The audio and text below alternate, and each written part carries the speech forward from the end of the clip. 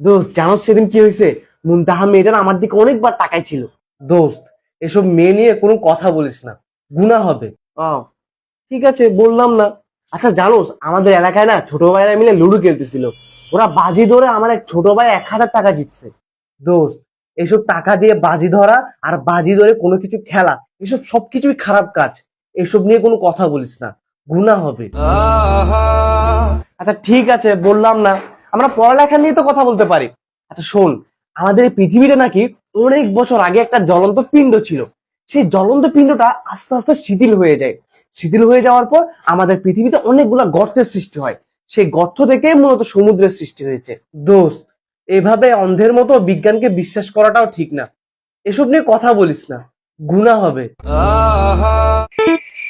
কি রে, চুপ করে আছিস কেন? না, কিছু বলবো না আমি। বললে তো আবার গুনাহ হবে। আরে ভালো কিছু তো বলতে পারিস। আচ্ছা ঠিক আছে, ভালো কিছুই বলতেছি। শোন, আমরা না আজকে থেকে ভালো হয়ে যাব। ভালো হয়ে আমরা আজকে থেকে নামাজ পড়া শুরু করব। দোস্ত, আরে আগে আমার পুরো কথাটা তো শোন।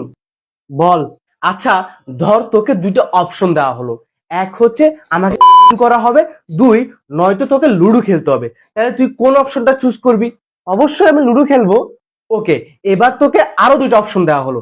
এক হচ্ছে আমাকে করা হবে, দুই হচ্ছে তোকে 1,000 টাকা দিতে হবে। তাহলে তুই কোনটা চুজ করবি?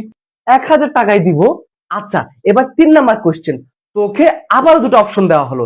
এক হচ্ছে আমাকে করা হবে, দুই হচ্ছে তোকে 1,000 টাকা বাজি ধরে লুডো খেলতে হবে। তাহলে তুই কোনটা চুজ করবি? 1,000 টাকা বাজি ধরে লুডো খেলবো?